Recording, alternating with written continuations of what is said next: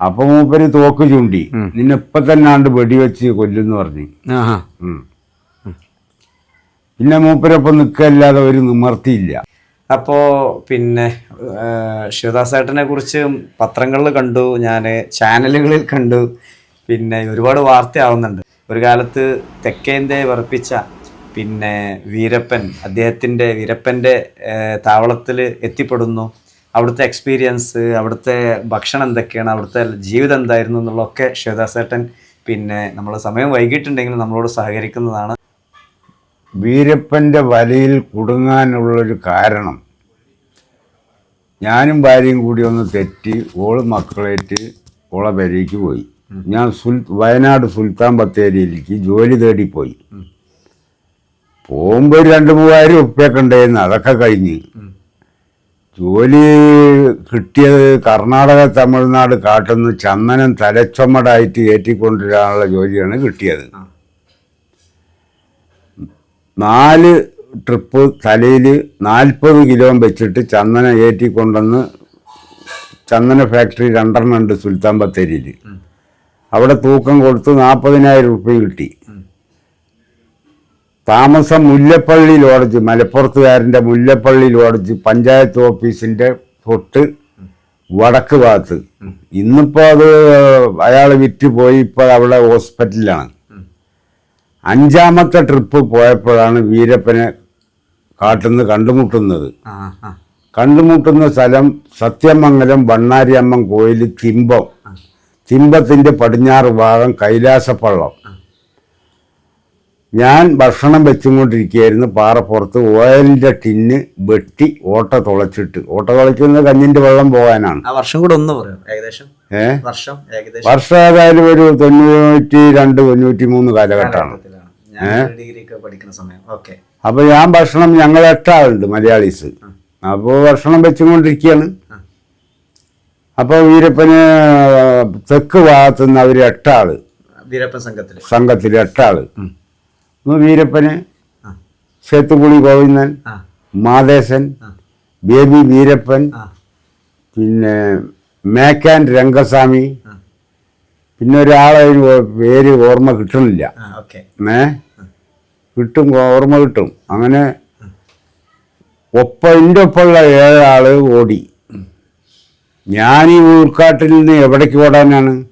ഞാൻ അങ്ങനെ തെക്ക് ഭാഗത്തേക്ക് തിരിഞ്ഞു നോക്കുമ്പോൾ നമ്മളിവിടെ പേപ്പറിലും ടി വിയിലൊക്കെ കാണുന്ന അതേ പോട്ടം, അതേ മീശ വീരപ്പൻ തന്നെയാന്ന് ഉറപ്പിച്ച് മുന്നിലുണ്ട്. ഉണ്ട്. തൊട്ട് തെക്ക് ഭാഗത്ത് ഒരു 100 അടി അപ്പുറം. ഞാൻ കയ്യിലെല്ലാവരുടെ കയ്യിലും തോക്കുണ്ട്. SLR ഉണ്ട്, തിരിഞ്ഞോട്ട് തിരിയുണ്ട്. നമ്മളെ പോലീസ് സ്റ്റേഷനിൽ കത്തി ഫ്രണ്ടിലുള്ള തോക്ക്, അതിന് റൈഫിൾ എന്നും പറയും, തിരിഞ്ഞോട്ട് തിരിയെന്നും പറയും. പിന്നെ തോട്ട തുപ്പാക്കി ഡബിൾ ബാർ, സിംഗിൾ ബാർ, ആനിനെ വെടിവെക്കാനുള്ള മസിൽ ലോഡ്, നാടൻ എല്ലാം ഉണ്ട്. അങ്ങനെ എൻ്റെ അടുത്തേക്ക് വന്ന് എന്താ ഒരു CID ചോദിച്ചു. കേരളത്തിൻ്റെ ആണോ, കർണാടകത്തിൻ്റെ ആണോ, തമിഴ്നാട്ടിൻ്റെ അതാണോ എന്ന് ചോദിച്ചു. അപ്പം ഞാൻ പറഞ്ഞു, ഞങ്ങൾ എന്താ ഒരു CIDയും கிடையாது, எந்த ஒரு CIDயும் கிடையாது. குடும்பத்துக்கு அரிசி வாங்கிறதுக்காகத்தான் நாங்கள் சந்தனத்தை தலையில் சுமந்துட்டு போகிறதுக்காக வந்திருக்குது. അപ്പോൾ ഇപ്പോൾ ഓടിയ ആൾക്കാരോടൊക്കെ പറഞ്ഞ് ഞങ്ങൾ വേട്ടക്കാരാണ് ഇങ്ങോട്ട് വരികയെന്ന്. അപ്പോൾ അവരെല്ലാവരും വന്നു. അപ്പോൾ പറഞ്ഞ് ഈ സ്പോട്ട് ശരിയല്ല, ഞങ്ങളെ സ്പോട്ടിലേക്ക് പോകാമെന്ന് പറഞ്ഞ് ഞങ്ങളെ കൂട്ടിയിട്ട് അങ്ങോട്ട് പോയി. അപ്പോൾ വീരപ്പൻ പറഞ്ഞ് ഞങ്ങളെ കൂട്ടത്തിൽ ഇപ്പോൾ 100 ചില്ല ആളുണ്ടായിരുന്നു, ഞങ്ങളിപ്പോൾ 8 ആളുള്ളൂ. അതിനെ കൊണ്ട് ഒരു 5 മാസം ഞങ്ങളപ്പോൾ നിൽക്കണമെന്ന്. അപ്പോൾ ഒപ്പമുള്ള ആൾക്കാരോടൊക്കെ എന്തൊക്കെയോ വാഗ്ദാനം പറഞ്ഞിരിക്കുന്നു. ഞാൻ പറഞ്ഞു, ഞങ്ങൾ ചന്ദനത്തിന് വന്നത്, നിങ്ങളെ തെരഞ്ഞു വന്ന മിലിറ്ററി ഞങ്ങളെ കണ്ടാലും വെടിവെക്കും. അതുകൊണ്ട് ഞാനില്ല. നിങ്ങൾ ഏതെങ്കിലും ഒരു റോഡ് സൈഡ് കൊണ്ടുപോയിട്ട് എന്നെ വിട്ടാളി, എനിക്ക് റൂട്ടൊന്നും അറിയില്ല, ഞാൻ പുതിയ ആളാണ് ഈ കൂട്ടത്തിൽ. അപ്പൊ മൂപ്പര് തോക്ക് ചൂണ്ടി, നിന്നെ ഇപ്പൊ തന്നെ ആണ്ട് വെടിവെച്ച് കൊല്ലുന്ന് പറഞ്ഞു. പിന്നെ മൂപ്പരൊപ്പം നിൽക്കല്ലാതെ ഒരു നിമർത്തിയില്ല. അപ്പൊ ആ കൂട്ടത്തിലുള്ള ആൾക്കാരോടൊക്കെ പറഞ്ഞിട്ടുള്ളത് 5 മാസം നിന്നാൽ 10 ലക്ഷം ഉറുപ്പ്യ തരാന്നാ. എനിക്ക് 10 ലക്ഷം വേണ്ട, 10 ഉറുപ്പ്യയും വേണ്ട, നിങ്ങൾ ഏതെങ്കിലും റോഡ് സൈഡ് കൊണ്ടുപോയിട്ട് വിടാൻ പറഞ്ഞു. മൂപ്പര് വിടാൻ തയ്യാറായില്ല. അങ്ങനെ അയാളത് സ്പോട്ടിലേക്ക് പോയി. അതൊരു ഉൾക്കാടാണ്, വാഹനങ്ങളൊന്നും പോവില്ല. അങ്ങനെ പിന്നെ മൂപ്പര് പറഞ്ഞ് നിങ്ങൾക്ക് കഴിക്കാൻ സാധനം വേണ്ടേ, ഇറച്ചി വേണ്ടേന്ന് ചോദിച്ചു. അപ്പോൾ മൂപ്പര് അപ്പം തന്നെ തലയിലൊരു ലൈറ്റ് കെട്ടി. അപ്പം വീരപ്പനല്ല, ഞാൻ അത് ആ ആളെ ഞാൻ പിന്നീട് പറഞ്ഞുതരാം, ഓർമ്മയിൽ വരും. അപ്പോൾ ലൈറ്റ് കെട്ടിയിട്ട് ഒരു മാനിന് വെടിവെച്ച് കൊണ്ടുവന്ന് പിന്നെ അതിൻ്റെ തലയും കയ്യും കാലും എല്ലൊക്കെ കൂടിയിട്ട് ഒരു ചാറ് വെച്ച്. അപ്പോൾ തന്നെ ഒരു പന്തൽ കെട്ടിങ്ങാണ്ട് ഇറച്ചി നീളത്തിൽ മുറിച്ചിങ്ങാണ്ട് അടിയിൽ തീ കൊടുത്തുങ്ങാണ്ട് ഉണക്കി. അപ്പോൾ അതൊക്കെ തിന്ന് കിടന്നുറങ്ങി. പിറ്റേ ദിവസം ഞങ്ങൾ കൈലാസപ്പള്ളം എന്ന് പറഞ്ഞ സ്ഥലത്തേക്ക് പോവുകയാണ്. പോയി അവിടെ ക്യാമ്പ്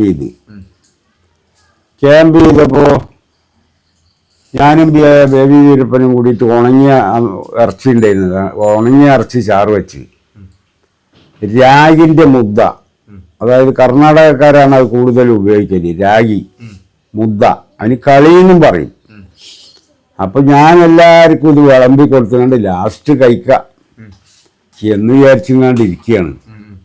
അപ്പോഴാണിത് ഞങ്ങൾ ക്യാമ്പ് ചെയ്തിരിക്കുന്ന സ്ഥലത്തുനിന്ന് 4 ഭാഗത്ത് 4 കാവക്കാരുണ്ടാവും. പോലീസ് വന്ന ക്യാമ്പിൽ വിവരം കൊടുക്കണം ആൾക്കാർ. അപ്പോ മേക്കാൻ രംഗസ്വാമിയാണ് കിഴക്ക് ഭാഗത്ത് കാവക്കാരൻ. ഇവ തെക്ക് ഭാഗത്തേക്ക് ഓടുണ്ട് പോലീസ് വന്നു എന്ന് അറിഞ്ഞിട്ട്. അപ്പോ വീരപ്പനും ഇവിടെ റെഡിയായി. അണ്ണാച്ചി ഏറ്റവും മുട്ടിയായി, നമ്മൾ അടുത്തറ്റം വന്ന് മിലിറ്ററി, അതുകൊണ്ട് നമുക്ക് വിട്ടിട്ട് വരാൻ പറ്റൂല. വിട്ടിട്ട് നമ്മൾ ഓടിയിട്ടുണ്ടെങ്കിൽ നമ്മൾ മരിക്കും. ഞാനൊരു കൈ നോക്കിയിട്ട് വരാം. വീരപ്പൻ പറഞ്ഞു, ഞാനൊരു കൈ നോക്കിയിട്ട് വരാം. നമ്മളെ ആൾക്കാരെ കൂടെ അണ്ണാച്ചി പോയിക്കോളി, മായാർ സ്പോട്ടിലേക്ക് പോയിക്കോളി എന്ന് പറഞ്ഞു. നിങ്ങളോട് പറഞ്ഞു? എന്നോട് പറഞ്ഞു. ഞാൻ അണ്ണാച്ചി എന്നാണ് വിളിക്കല്. അപ്പോ ഭയങ്കര കട്ടിങ്ങാണ്, നടക്കാൻ ഉരുണ്ട് പേരുണ്ടേ. ഉൾക്കാടാണോ ശരിക്ക്? ഉൾക്കാട്, സത്യമംഗലത്തിന്റെ ഉൾക്കാട്. അതായത് തിമ്പം സ്വരം കേറി കഴിഞ്ഞിട്ടുണ്ടെങ്കിൽ അതിന്റെ പടിഞ്ഞാറ് ഭാഗമാണ്. കുറച്ചാണ്ട് പോയാൽ പിന്നെ കർണാടകയാണ്. അപ്പോ ഉരുണ്ട് ഞാൻ അപ്പോ ഏതായാലും ഭക്ഷണം കഴിക്കണമല്ലോ ഇവിടുന്ന് പോയാലും. അപ്പൊ രാഗിപ്പൊടിന്റെ ആ ചാക്കും 2-3 പ്ലേറ്റും ഒരു കുടുക്കിയെടുത്തിട്ട് പിന്നാലെ പോവുകയാണ്. അപ്പോൾ പോയി ഞങ്ങൾ ഒരു 1.5 മണിക്കൂർ കൊണ്ട് മായാർ സ്പോട്ടിലേക്ക് എത്തി. മായാർ എന്ന് പറഞ്ഞിട്ടുണ്ടെങ്കിൽ കോയമ്പത്തൂരിൽ നിന്ന് ഊട്ടി റോട്ടിൽ പെരുന്നായ്ക്കമ്പാളയം കാന്തവയലിന്റെ പടിഞ്ഞാറ് ഭാഗം. അപ്പൊ നമ്മൾ അവിടെ എത്തി. അവിടുന്ന് 1 മണിക്കൂർ കഴിഞ്ഞപ്പോൾ തന്നെ വീരപ്പനും ചേത്തുക്കുടി ഗോവിന്ദനും അർജുനും അയാളെ 5 കൂടിയിട്ട് ഞങ്ങളെ സ്പോട്ടിലേക്ക് എത്തിയപ്പോൾ ഞാൻ പറഞ്ഞ അണ്ണ ഒരു തൃശ്ശൂര് പൂരാണല്ലോ അവിടെ നടന്നത്, എന്തൊക്കെയാ ഉണ്ടായത്? ഞാനൊരു 20 ആളെ വെടിവെച്ച് വന്നു. 20 ആളെ വെടിവെച്ച് വന്നു.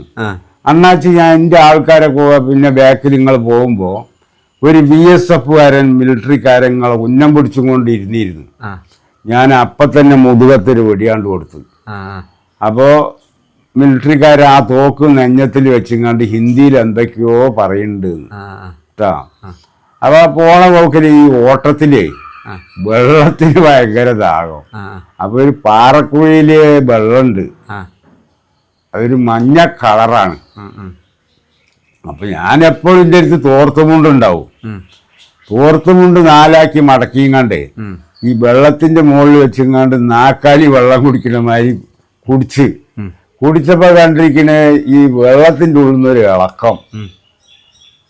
അപ്പൊ ഞാൻ ചേത്തുകൂടി ഓഞ്ഞോട് പറഞ്ഞു, പോയിന്നാ ഇത് വെള്ളത്തിലൊന്നൊരു ഇളക്കണ്ടല്ലോ എന്ന്. അപ്പൊ മൂപ്പര് നോക്കിയിട്ട് പറഞ്ഞത് പാമ്പാണെന്ന്. പാമ്പ് എന്ന് പറഞ്ഞിട്ടുണ്ടെന്നുണ്ടെങ്കിൽ പിന്നെ നായിന്റെ പല്ലിനെക്കായാലും കടുപ്പാണ്, ചേരനെക്കായാലും സ്പീഡിൽ ഓടും. അപ്പൊ മൂപ്പര് ഒരു വടി കൂർപ്പിച്ചിങ്ങാണ്ടേ തലയിൽ കുത്തിങ്ങാണ്ട് പുറത്തേക്ക് എടുത്തിട്ട് തച്ചു വന്നു. അപ്പോ ഈ 10-20 ആള് മരിച്ചല്ലോ ഇവിടെ. പിന്നെ ഞങ്ങള് ഏകദേശം പിന്നെ വാളയാറിന്റെ അടുത്ത് പിന്നെ കോയമ്പത്തൂര് മധുക്കര എന്ന് പറഞ്ഞൊരു സ്ഥലമുണ്ട്. മധുക്കര ACC സിമെന്റ് ഫാക്ടറിന്റെ അടുത്ത്. ആ ഭാഗത്തിന്റെ പടിഞ്ഞാറ് ഭാഗത്തെ കാട്ടിൽ ഒരു 15 ദിവസം നിന്നു. അപ്പൊ അവിടെ ഒരാളെ സംഘടിപ്പിച്ച്, അപ്പൊ അയാൾ ഭക്ഷണ സാധനങ്ങളൊക്കെ കൊണ്ടുവന്ന് അയാൾക്ക് നല്ലൊരു എമൗണ്ടും കൊടുത്തു. അങ്ങനെ 15 ദിവസം കഴിഞ്ഞിട്ട് ഈ 20 ആള് മരിച്ച അതേ റൂട്ടിൽ തന്നെ പോയത്. അപ്പൊ അവിടെ ഈ 15 ദിവസം താമസിക്കുമ്പോ പിന്നെ നമുക്ക് പൊതുവെ കാടിന്റെ ഉള്ളിലുള്ള റോട്ടിലൂടെ പോകുമ്പോ തന്നെ നമുക്ക് ബേജാറാണ്, മൃഗങ്ങൾ ഉണ്ടാവും എന്ന് പറഞ്ഞാണ്ട്. മൃഗത്തിനൊന്നും പേടിയില്ല. ഇല്ല, അല്ല നിങ്ങൾക്കും പേടില്ലായിരുന്നു? അവരെ കൂടെ പിന്നെ പോകുമ്പോ നമ്മക്ക് എന്ത് പേടിയില്ലേ? ഇപ്പൊ ആ കക്കൂസിന്റെ എത്ര അടുത്ത് പോയിട്ടാണ് വീരപ്പൻ ആനനെ വെടിവെക്കല്. അല്ലാതെ കണ്ടമാനം ദൂരത്തുനിന്ന് വെടിവെച്ചിട്ടുണ്ടെങ്കിൽ ആനയ്ക്ക് ഏൽക്കൂല. തൊട്ടടുത്ത് ആനയ്ക്ക് 3-ാം മുഴ അല്ലെങ്കിൽ ചെവിക്കുറ്റി ഈ ഭാഗത്ത് 3 സ്ഥലത്ത് വെടിവെച്ചെങ്കിലേ ആന വീഴുള്ളൂ, അല്ലാതെ ആന വീഴൂല. അല്ല, ആന അങ്ങനെ വെടിവെക്കും ഈസി ആയിട്ട്, അല്ലാതെ വാരിക്കോ വേറെ ശരീരത്തിൽ എവിടെ വെച്ചാലും ആനക്കൊന്നും സംഭവിക്കൂല. 15 ദിവസം കഴിഞ്ഞിട്ട് തീറ്റയൊന്നും എടുക്കാതെ മരത്തിനൊക്കെ ചാരി നിന്ന് അവിടെ പുഴുവൊക്കെ അരിച്ച് അങ്ങനെ സമാധാനത്തിലേ ചാവുള്ളൂ. ഇത് ഈ 3 സ്ഥലത്ത് വെടിവെച്ചിട്ടുണ്ടെങ്കിൽ അപ്പൊ തന്നെ ആന വീഴും, ഒരു അടി എടുത്തു വെക്കാൻ പറ്റില്ല. അങ്ങനെ ആനന്റെ ഏറ്റവും വലിയ വർമ്മാണ് ഈ 3 സൈഡും ആണല്ലേ. അതൊക്കെ അവിടുന്ന് മനസ്സിലാക്കിയത്? അതൊക്കെ അയാളോട് ചോദിച്ച് മനസ്സിലാക്കിയതാണ്. ആണല്ലേ. അങ്ങനെ ആനനെ വെടിവെക്കുന്ന നേരിട്ട് കണ്ടിട്ടുണ്ട് ഞാൻ. ആനനെ വെടിവെക്കാൻ ഒരാൾ ഒറ്റയ്ക്കേ പോകാൻ പാടുള്ളൂ. അങ്ങനെ നിങ്ങൾ കണ്ടിട്ടില്ല? ഞാൻ കണ്ടിട്ടില്ല. ഒരാൾ ഒപ്പം പോകാൻ പറ്റൂല. അതായത് ആനനെ വെടിവെക്കാന് പോകുമ്പോ ഒരു ചുളിയോ അല്ലെങ്കിൽ ഒരു ചമ്മലോ ചവിട്ടി ഠിക്കുന്ന ഒരു സൗണ്ട് കേട്ട ആന അറിയും. അത്രയ്ക്ക് ശ്രദ്ധയാണ് ആനക്കുള്ളത്.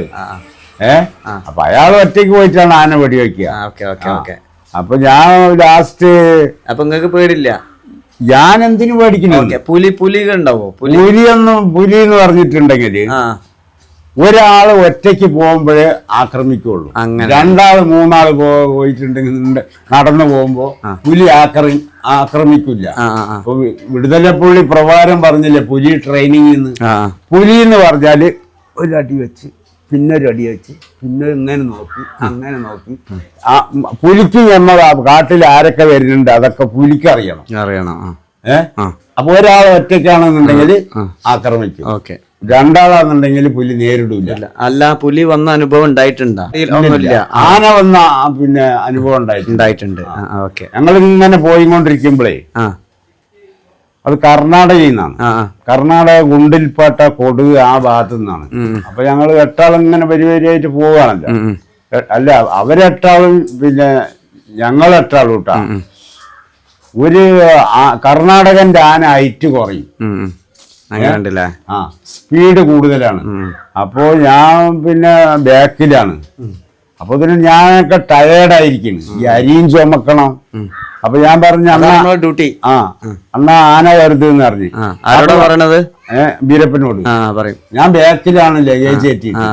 അപ്പൊ നിങ്ങൾ മുന്നിലേക്ക് നിൽക്കുന്ന പറഞ്ഞു. ആ വരുന്ന വരവ് തന്നെ വെടിവെച്ച് വെച്ച്. അപ്പൊ തന്നെ 5 കിലോത്തിന്റെ കോടാലി ഉണ്ട്. അണ്ണാ വെട്ടിപ്പൊളിക്കെന്ന് പറഞ്ഞു. ആദ്യക്ക് തുമ്പിക്കയ്യാണ്ട് അരിഞ്ഞിട്ട് ഇവിടാണ്ട് കട്ട് ചെയ്ത് കൊമ്പ് ഇവിടുന്ന് തൊട്ടിട്ട് ഇതുവരെ ഉണ്ടാവും. ഇവിടാണ്ട് കട്ട് ചെയ്തിട്ട് ഏകദേശം ഒരു 6 അടി താത്തിയതിന്റെ ശേഷം പിന്നെ ഇവിടെ നിന്നിട്ട് ചെളുക്കി എടുത്ത് എന്നിട്ട് ആ കൊമ്പ് ചളിയിൽ പൂത്തിയിടും. അപ്പൊ ഈ കൊമ്പിന്റെ അകത്ത് ഇറച്ചി ഉണ്ടാവും. അകത്ത് ഏറ്റവും മേളിലെ ഇറച്ചി ഉണ്ടാവില്ലേ? അപ്പൊ ചളിയില് പൂത്തിയിട്ടിട്ട് പിന്നെ ഒരാഴ്ച കഴിഞ്ഞങ്ങാണ്ട് എടുത്തിട്ടേ പിന്നെ ഒരു സോപ്പിന്റെ കഷ്ണയിൽ ഇട്ടുങ്ങാണ്ട് ഇങ്ങനെ 2 തിരിച്ച് കഴുകിങ്ങാണ്ട് മണ്ണിന്റെ ഉള്ളിൽ കുഴിച്ചിടും. ഒരു 2000-3000 കിലോനാകുമ്പോ തൃശ്ശൂര് എറണാകുളത്തുനിന്ന് ഷർട്ടിന്റെ ആൾക്കാർ വരും. അപ്പൊ അവര് കണ്ട് കയറ്റി പോകും. ആവറേജ് കിലോത്തിന് 3000 രൂപ. കൊമ്പിന് ചെറുതും വലുതും ആവറേജ്. അങ്ങനെ ഞങ്ങൾ 8 ആളാണ് ഉണ്ടായിരുന്നത്. അപ്പോ ഇതിന്റെ ഇടയിൽ പറയാൻ മറന്നതാണ്. അതായത് 8 ആളില് അപ്പൊ ഈ 8 തൊട്ടും 16 ആളായല്ലോ. അപ്പൊ ഭക്ഷണം ഇല്ല. അപ്പോ അയ്യപ്പൻ എന്ന് പറഞ്ഞ നിലമ്പൂർക്കാരൻ ഒരുത്തുണ്ട്.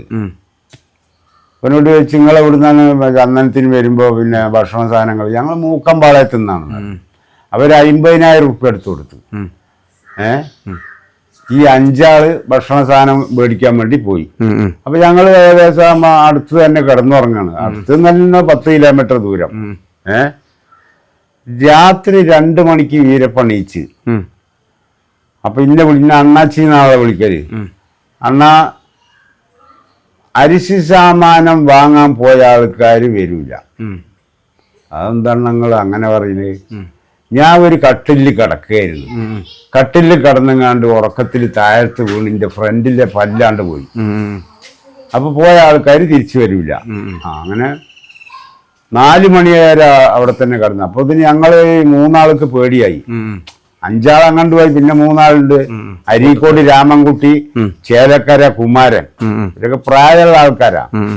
ഞങ്ങൾക്ക് ബേജാറായി, നമ്മളെന്തേലും ചെയ്യുമോന്നുള്ള നിലയ്ക്ക്. 4 മണി വരെ അവിടെ കിടന്നുകൊണ്ട് ഞങ്ങൾ അവിടുന്ന് വീണ്ടും റിട്ടേൺ അടിച്ചു ഉൾക്കാട്ടിലേക്ക് തന്നെ. അപ്പൊ കുഴിച്ചിട്ട ഈ സാധനങ്ങളൊക്കെ ഉണ്ട്. അതെടുത്ത് ഭക്ഷണമൊക്കെ ഉണ്ടാക്കി. പിന്നെ ഉണങ്ങിയ ഇറച്ചി ഉണ്ടായിരുന്നു. അതേ ഭക്ഷണമൊക്കെ പിന്നെ കുഴപ്പമൊന്നുമില്ല. കാട്ടിൻ്റെ ഉള്ളിൽ അനവധി സ്ഥലത്ത് കുഴിച്ചിട്ട ഭക്ഷണമുണ്ട്. പരിപ്പായിക്കോട്ടെ, അരി ആയിക്കോട്ടെ, മുളക് പൊടി, മല്ലിപ്പൊടി, അതൊക്കെ ഇഷ്ടമാണ് സ്റ്റോർ ചെയ്തിട്ടുണ്ടാവും. ആ തീപ്പെട്ടി ആയാലും നിറയെ സാധനങ്ങൾ ഉണ്ടാവും. അങ്ങനെ എന്തിനു പറയുന്നു അണ്ണാ ഇപ്പൊ 5 മാസമായി നിങ്ങളൊപ്പായിട്ട്. ഇന്ന് പേരയിലൊക്കെ പട്ടിണിയാവും. അരി വാങ്ങാൻ എന്റെ കൈ കൊണ്ട് കിട്ടിയിട്ട് വേണ്ടേ? ഏട്ടൻ അങ്ങോട്ട് പറഞ്ഞു. ഞാൻ അങ്ങോട്ട് പറയാണ്, ഇന്റെ കൈ കൊണ്ട് കിട്ടിയിട്ട് വേണം പെരയില്. അപ്പൊ അതുകൊണ്ട് ഞങ്ങള് ഏതെങ്കിലും ഒരു മെയിൻ റോഡിന്റെ സൈഡിൽ കൊണ്ടുപോയിട്ട് വിടി, ഞങ്ങൾ പോയിക്കോളാം. അപ്പൊ മൂപ്പര് പറഞ്ഞ്, അണ്ണാച്ചി